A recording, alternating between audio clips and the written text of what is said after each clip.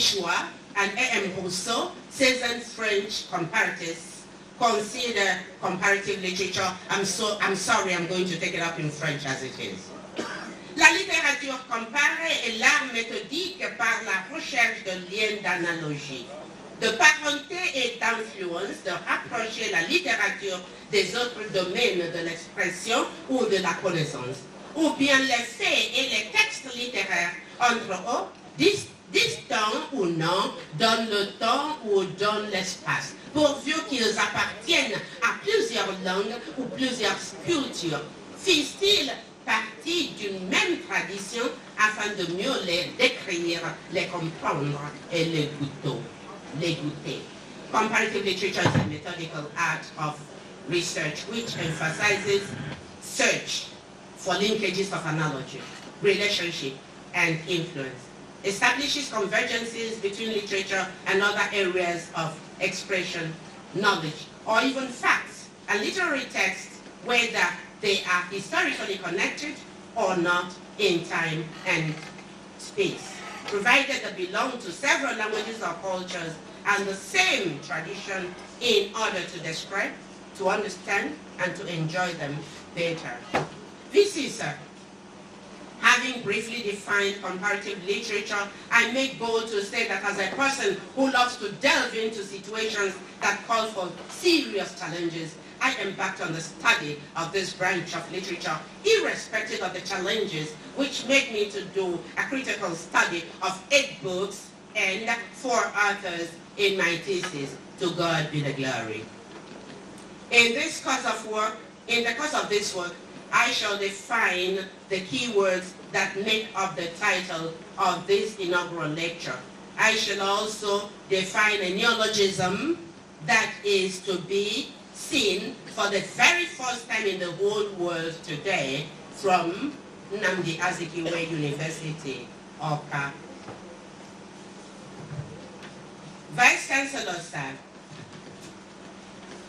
we have heard of ideologies such as feminism, womanism, Stewartism, motherism, and personism. But Nnamdi Azikiwe is introducing another concept today, another ideology today, called legal feminism, which we shall expose in the body of this work at an appointed time. The key words include culture, gender, literature, feminism, and moral disintegration. What is culture? Culture means different things to different people. However, it is a living entity which concerns itself with our beliefs, our value systems, our religion, our self-expression, our economic and political systems. Culture is dynamic, exclusively human, social, and even historical. It upholds beauty, it upholds decency, it upholds hard work and sense of discernment, and advocates proper dressing, self-comportment, self-respect, and respect for elders. Culture thus is the essence of our existence and situates itself at the center stage of human development. It structures the relationship of man and his environment. Gender, what is gender? Gender is a socially constructed concept. Justina Okoye says that it is a culturally shaped group of attributes and behaviors allotted to male and female beings in the society. Retna Sukimai sees gender as the reification and the male stream masquerading as the norms for the division of labor and consentient enjoyment of benefits, and it is iniquitous. Furthermore, gender is a term used to convey the processes of social construction that mediates the relations between man and woman. Based on this premise, Pereira reiterates that gender is a network of socially defined functions and attributes of being a woman or a man in a given society at a particular time. We shall further define the root from which stems all other discussion. What is literature? This is an art of writing realized by means of language, oral or written, considered on point of view aesthetic, ideologic, formal, and cultural. The word literature was commonly used equivalently in the 18th century with the French word bellette, which designates fictional and imaginative writings. Poetry, prose, fiction, and drama, these are creative writings. There are, however, different types of literature: African literature, national literature, world literature, comparative literature, literature of the Francophone world, Commonwealth literature, to mention but a few. For the purpose of our study here, we shall delve into comparative literature with special reference to African literature, Anglophone and Francophone. We shall then adopt a sociological mode in discussing women creative writers and their works in African literature. Feminism is a social force. It is a concept which incorporates the doctrine of equal rights of women. It is an organized movement to attain women's rights.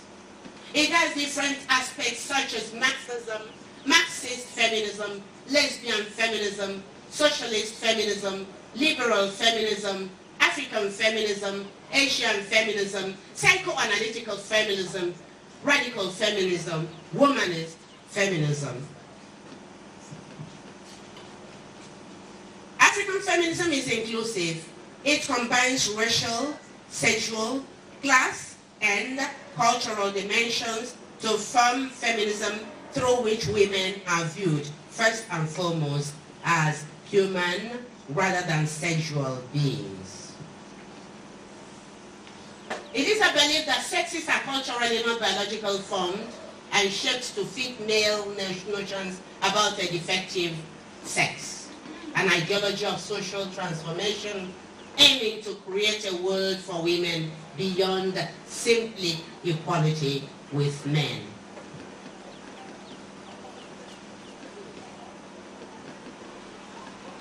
We are coming on to the lecture. In my BA research, I worked on la conception des animaux de La Fontaine. We shall come to this one, legal feminism, which is the new woman we are bringing into the world today. So, we continue. When I talked about women and their work, I viewed women writers of African and discovered that most of them are feminist writers, while few are feminists. As Aminata Sofal of Senegal would say, feminist with a small f. Earlier in this work, we have attempted a definition of feminism and noted different types of feminisms. Evidently, we shall attempt to base all our criticisms on African feminism and Alice Walker's concept of womanism. And this is a different degree of feminism which concerns itself with the needs of the black woman. It implies black feminism. For Alice Walker, a womanist is one who is outrageous, who is audacious, who is courageous, who wants to know more in gender depth than is considered good.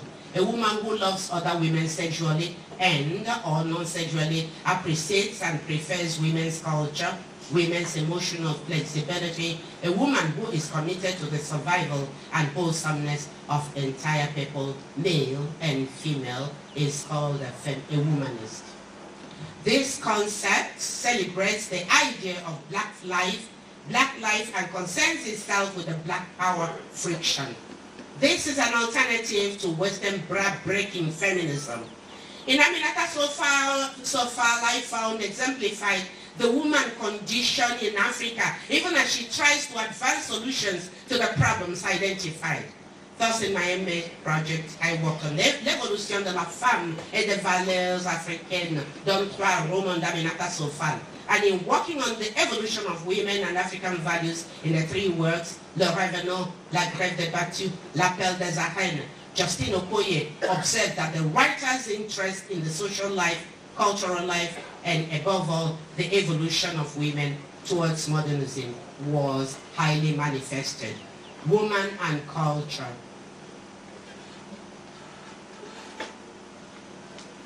Nigeria, woman and culture.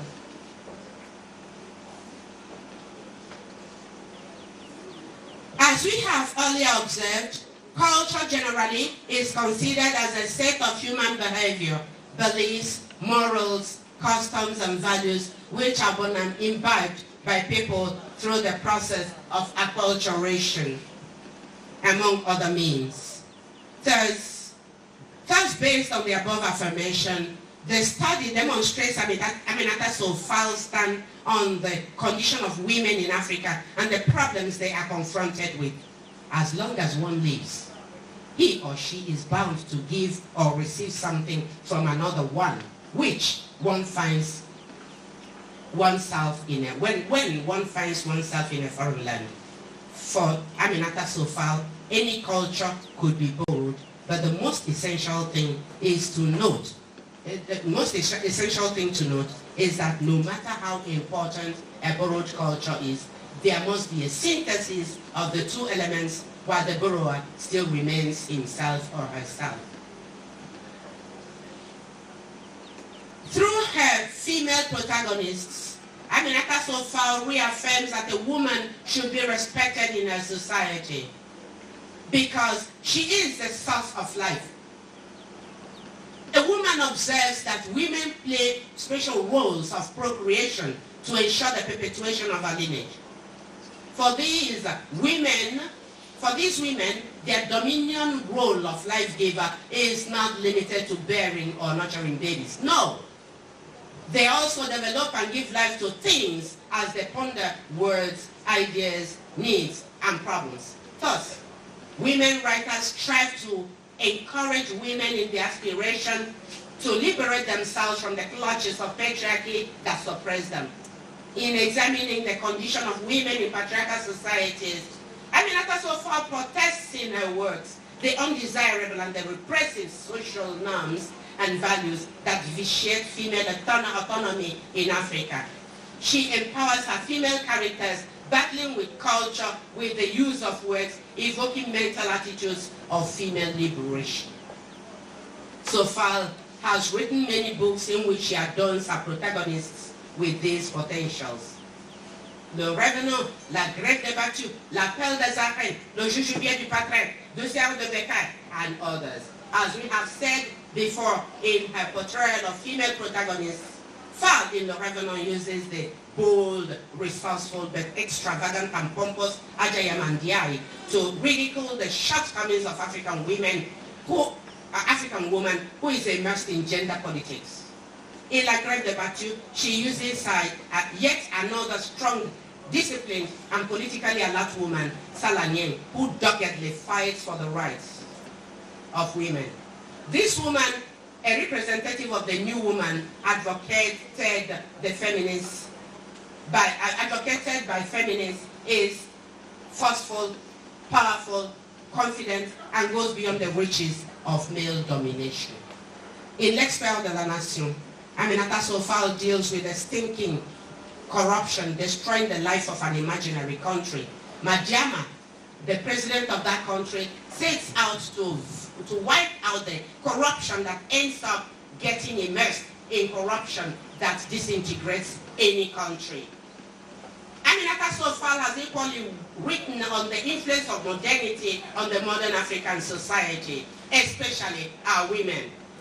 Regarding women, Sofal has criticized the comportment and manner of dressing of the modern woman who believes that she is emancipated and acculturated. In L'Appel des Arènes, she beams her critical light on Diatu, an African woman who sees herself as an emancipated woman. Diatu extricates herself from a society which she considers primitive and adopts an infatuated style of life that rejects as uncivilized or even barbaric all manifestations of life of a people not yet affected by modern civilization. For Diatu, the ordinary woman in the village is primitive, and children, animals. Brief, Diatu is an epitome of emancipated woman, prejudiced, against African culture and tradition. A stereotype of whites against the blacks, and who suddenly changed from a young village girl to a pseudo-European. She's egoistic, she's individualistic, she's lonely in her own village, thus living a solitary life characteristic of European culture. In Le Jujubee du Patriarche, Sofal veers off a little to talk strictly on cultural compliance as he uses the Freudian approach. For Okoye Justina, the universalizing element in psychoanalysis, whereby the symbols contained in dreams and folk tales, as well as in mental illness, are thought to have a larger human rather than an individualist meaning. Thus, Sofal, in this novel, dramatizes the patriarchal symbolism associated with a tree, which patriarchy entrenched as a forceful social institution in Senegal, her hometown, and her home country. Here, Sofal advocates strict compliance to her culture, as men and women must come to this Jujubee once a week. It is observed as Iwaji in Igbo land. In Douceur de Becaille, Aminata Sofal criticizes immigrants who rush to foreign countries seeking greener pastures. For her, Africans should develop their fatherland instead of migrating to Europe, migrating to America, migrating to other foreign countries, Asia, American countries, where they are treated as pariahs. It is worthy of note that Aminata Sofal, a social critic, strongly believes that, that radical feminism is un-African. She dramatizes gender issues even though she takes a corrective stand where women issues arise. Women should not be immoral. Some female critics are not comfortable with her stand and contend that she is clearly a womanist who advocates that both men and women can have authority both in the family and the public domains. Woman, gender, and politics.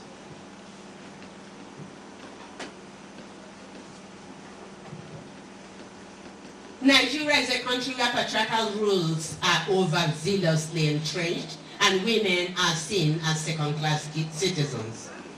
The discrimination against women, which is rooted in man-made culture, violates the principles of equal rights and respect for human dignity. This same vice remains an obstacle for free participation of women on equal terms with men in the political, social, economic, and cultural life of the nation. Human rights are inalienable rights to which a person is entitled. These rights include liberty rights, political rights, individual rights, legal rights, and social, economic, and cultural rights. Violence is an attack on a person's physical and mental integrity.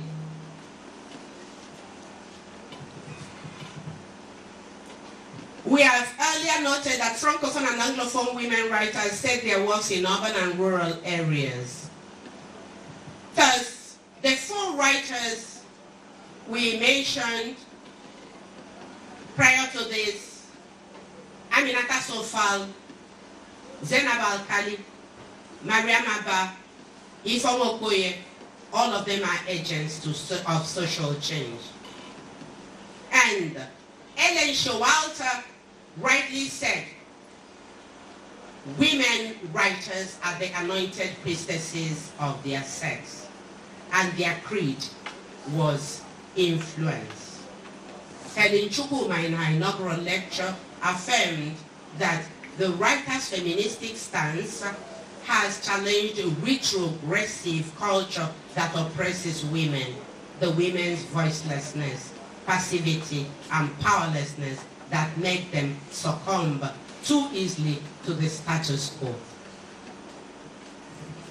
Female writers, with their eagle vision as writers, project gender and feminism in their works.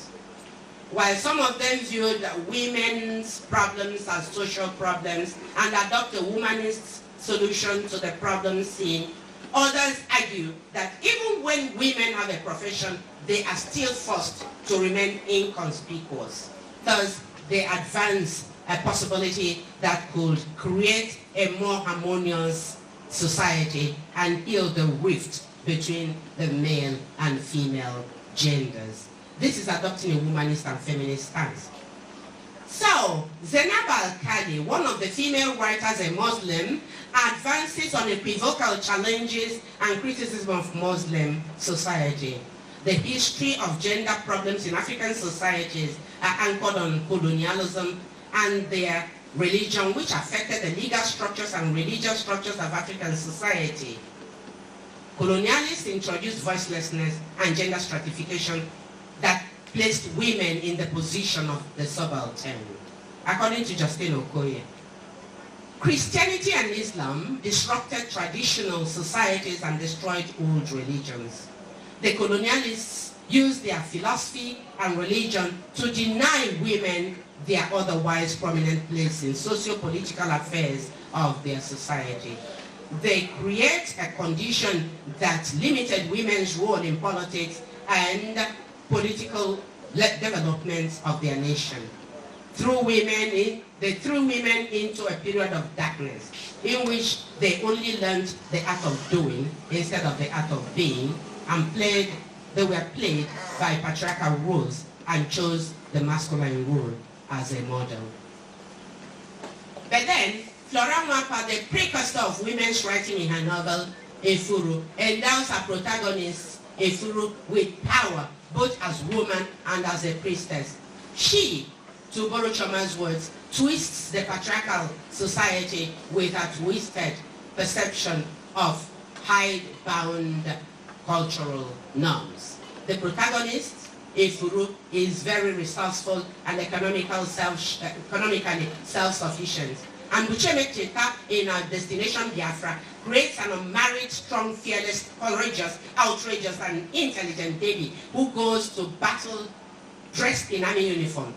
As a soldier, Debbie is assigned the task of embarking on a peace mission, which she played efficiently with great dynamism, devoid of male violence. To transcend the role of the stereotype reserved for women, Nawal Elsa Adawi, in her novel, Two Women in One, created a major protagonist, Bahaya Shaim, a medical student, well-behaved, yet a bohemian, restless artist. Bahaya is reactionary. She embodies the metaphor of rebellion, strength, and dynamism. She wears trousers and rejects the galabaya, which is the veil of invisibility. She rebels against the society and her father and bloodthirsty policeman as agent of patriarchy. She sees her home as a prison. In the same vein, Justina Okoye, in her work, Une étude psychanalytique d'un champ écarlate de Mariam Abba et du tapera Tonga de Kalis Bayala, observes that Bayala presents a character Tonga who is daring, resilient, and determined to live and recover her personality even in the face of suppression and threats from her family. Tonga is abused and impregnated by her own family, by her own father, at the age of 12. She is forced into prostitution. She is later blackmailed, and she was cursed by her mother. She swears to liberate herself from this society which is putrefied, a tradition which is stinking, a place where children go about begging and doing terrible things to be able to take care of their parents who utterly neglect them in the society. Evidently, as we are talking of African women writers, Francophone and Anglophone alike, who fight to recreate characters that are daring, courageous, resilient, we, while being accommodating and obedient, still demand freedom of self-expression and self-actualization. Female characters who manifest self-esteem, become self-assertive and fulfilled, are painted to highlight feminist consciousness. Women must have to be conscious of their existence. The women writers themselves remain loyal to African culture and tradition by creating characters who are equally gender conscious. Woman and politics. In her paper, Women, Culture, and Human Rights in Nigerian Constitution, Justina Okoye affirmed that Nigeria is a country where patriarchal rules are overzealously entrenched, and women, as Ucheme Cheta, the Nigerian novelist says it, are seen as second-class citizens.